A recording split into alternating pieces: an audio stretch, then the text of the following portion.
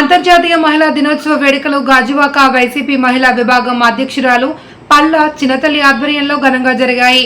ముఖ్య అతిథులుగా నియోజకవర్గ సమన్వయకర్త తిప్పల దేవన్ రెడ్డి, జిల్లా మహిళా విభాగం అధ్యక్షురాలు పేడాడ రమణీకుమారి, మాజీ కార్పొరేటర్ తిప్పల ఎమిలీ జ్వాల హాజరయ్యారు. ఈ సందర్భంగా దేవన్ రెడ్డి మాట్లాడుతూ మహిళలు అన్ని రంగాల్లోనూ రాణించాలి అని కోరారు. వైఎస్ జగన్ ముఖ్యమంత్రిగా ఉన్న సమయంలో రాష్ట్రంలో మహిళల అభివృద్ధికి ఎక్కువగా ప్రాధాన్యత ఇచ్చేవారు అని గుర్తు చేశారు. మహిళలు కేవలం వంటింటికే పరిమితం కాకుండా సమాజాభివృద్ధిలో భాగస్వామ్యం కావాలి అని పిలుపునిచ్చారు. వైఎస్ఆర్ కాంగ్రెస్ పార్టీ బలోపేతంలో మహిళా శక్తి కృషి ఎనలేనిది అని కొనియాడారు. ఈ సందర్భంగా కేక్ కట్ చేశారు. ఎమిలీ జ్వాల, రమణి కుమారి, డాక్టర్ జమున రాణిలను సన్మానించారు. ఈ కార్యక్రమంలో మాజీ కౌన్సిలర్లు వై వరలక్ష్మి, కొయ్య భారతి, రాజాన వెంకట్రావు, ఎన్ఏటి రమణ, జీబీ రమణారెడ్డి, పల్లా పెంటారావు తదితరులు పాల్గొన్నారు. ఆ శక్తి ఒక మహిళకే ఉంది. మనల్ని పురుషులు పొగడాలి కానీ మనల్ని మనం పొగడుకోవడం కూడా కరెక్ట్ కాదేమో. అయినప్పటికీ కూడా మహిళా దినోత్సవంలో 2 మాటలు చెప్పుకోవాల్సిన అవసరం ఉంది. మనకి ముఖ్య అతిథులుగా వచ్చేసినటువంటి సోదరిమణులు ఇద్దరు మాట్లాడే టైం ఇవ్వకుండా మహిళలుగా మనమే చెప్పుకోకుండా వారి చేత కూడా 2 మాటలు మాట్లాడినా ముందుగా ఈ విధంగా మరి మహిళలకు 33% రిజర్వేషన్స్ కానీ మొన్న పార్లమెంట్ లో ఆమోదం చేయడం నిజంగా అది చాలా గొప్ప విషయం. రేపు జరగబోయే ఈ యొక్క పార్లమెంట్ కానీ అసెంబ్లీ ఎలక్షన్స్ లో కూడా 33% రిజర్వేషన్ మోడీ గారు కూడా దీన్ని ఉన్నప్పుడు మహిళలకు ఏదో చేయాలి, ఆల్రెడీ పార్లమెంట్ లో దాన్ని ఆమోదించారు కాబట్టి రేపు జరిగేటువంటి ఎలక్షన్స్ కి దీన్ని ఎలాగైనా సరే ఆయన ఉన్నప్పుడు చేస్తే మహిళలకు ఇది నేను ఉన్నప్పుడు చేశాను అన్న క్రెడిట్ ఆయన ఉండడం కోసం దాన్ని రేపు జరిగేటువంటి శాసనసభ ఎలక్షన్ లో కూడా ఈ యొక్క పార్లమెంట్ ఎలక్షన్ కూడా ఇంప్లిమెంట్ చేసేటువంటి కార్యక్రమం జరుగుతుంది. ఎలాగ ఇప్పుడు జనరల్ బాడీ ఎలక్షన్స్ లో ఇది ఆల్రెడీ జరుగుతుంది 33%. ఇప్పుడు ఈ పార్లమెంట్ కానీ ఈ యొక్క అసెంబ్లీలో జరిగేటువంటి ఎలక్షన్స్ లో కూడా ఇది జరిగితే ఇంకా చట్ట సభల్లో 33% మహిళలు వాళ్ళ కోటాకి రిజర్వేషన్ అవుతుంది.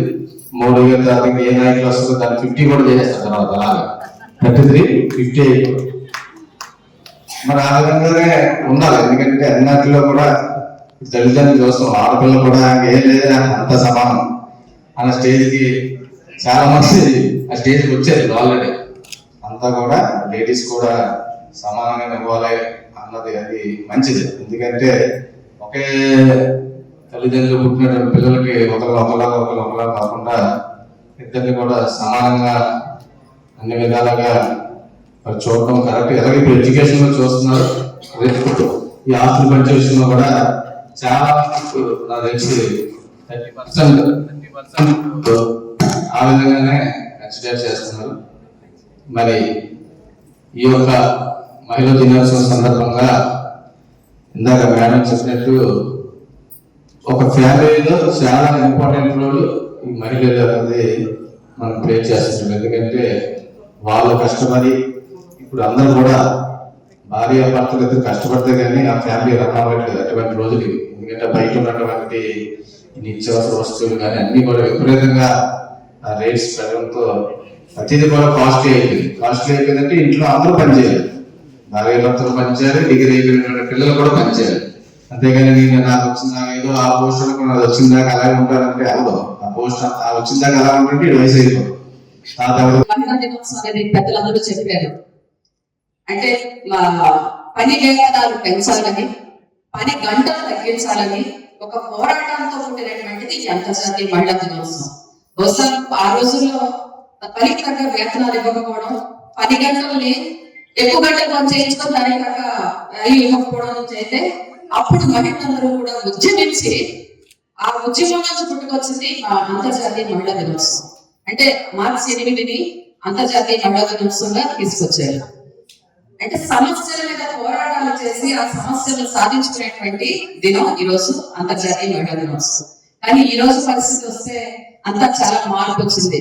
సోదరి చాలా చక్కగా చెప్పింది. నా అమ్మమ్మ దగ్గర నుంచి మళ్ళీ వాటికి నేను వెళ్ళను, అమ్మ తనవరు అంటే మేడం కూడా అన్నారు. భగవంతుడు అన్ని దగ్గర ఉండలేక ఇంటికి ఒక స్త్రీ ఇచ్చారు. ఆ స్త్రీ ఏంటంటే ఏదైనా భర్త సంపాదన తీసుకొచ్చి భార్య చేతిలో పెడితే ఆ కుటుంబాన్ని నడిపించడంలో స్త్రీ కీలక పాత్ర.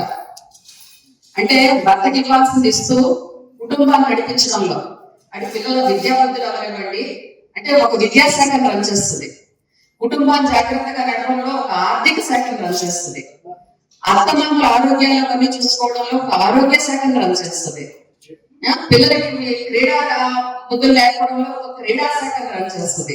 అంటే ఈ రోజు రాజకీయంగా మనం చూసే పదవులని ప్రాతినిధ్యం ప్రతి మహిళ తన ఇంట్లో నడుపుతున్నటువంటి పదవులే నేను. అందువల్లనే మహిళకి రాజకీయంగా ముందుకు పెద్దపీట వేశారు జగన్మోహన్ రెడ్డి గారు. అంటే ఒక కుటుంబాన్ని జాగ్రత్తగా నడుపుకునే మహిళ బయటకు వచ్చినప్పుడు ఆమె ఈ విధంగా కూడా జాగ్రత్తగా నడపగలరు. ఏ డీవియేషన్ ఉండదు. ఒక పని అనుకున్నామంటే ఆ పని చేస్తాం అన కదా మహిళలు. ఏదైనా మనం సాధించాలి అంటే ఆ ఒక మాట సంకల్పం తీసుకుంటే అది పట్టుకుంటే అటు తండ్రితో అవనివ్వండి, ఇటు భర్తతో అవనివ్వండి, అటు కొడుకుతో అవనివ్వండి, ఎవరితో అయినా కానీ పోరాడి సాధిస్తాం. ఆ గుణం మహిళలకు ఉంది. అది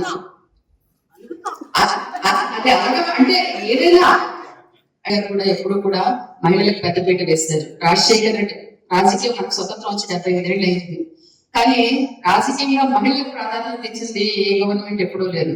రాజశేఖర్ రెడ్డి గారు ఇచ్చారు, తర్వాత జగన్మోహన్ రెడ్డి గారే ఇచ్చారు. 52% రిజర్వేషన్ ఆయన అఫీషియల్ గా కన్ఫర్మ్ చేసి అందరికీ ఏ విభాగంలో అవనివ్వండి, అంటే లోకల్ బాడీస్ అవనివ్వండి, అలాగే మనకి చైర్మన్స్ అవి వేయడం వల్ల అవనివ్వండి, ఎమ్మెల్యే టికెట్ ఇవ్వడంలో అవనివ్వండి కూడా ఆయన ప్రతి దగ్గర కూడా మహిళలకి ప్రాధాన్యత ఇచ్చి మహిళలకి పెద్దపీట వేసి మా డాడీ ఏమో చూసుకుండేవారు.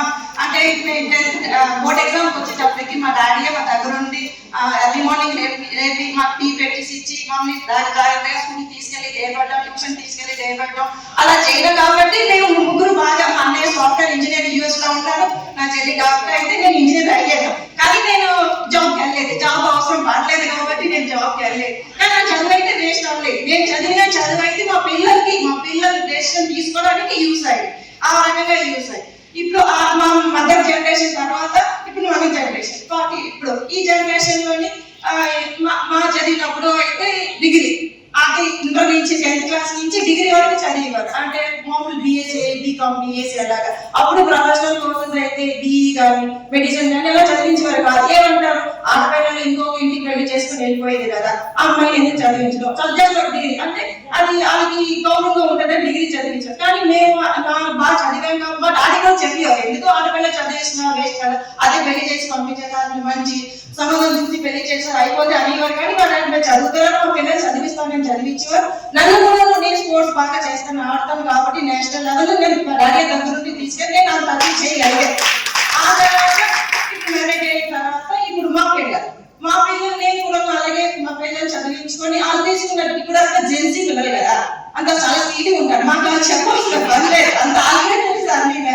కాకపోతే మన జనరేషన్ లో మన పేరెంట్స్ ఏం చెప్తారో అది మనం వినేవారు, అది చదువుతామో లేదంటే. కానీ ఈ జనరేషన్ పిల్లలు అలా కదా, వాళ్ళకే తెలుస్తుంది, అది చెప్తారు నేను చెయ్యాలి అనుకుంటున్నాను అని చెప్పినప్పుడు మనం వినాలి. కాదు ఇదే నేను చదవాలంటే అది ఏమి పనికిలో కూడా పోతారు, వాళ్ళు నచ్చింది చేయలేరు, మనం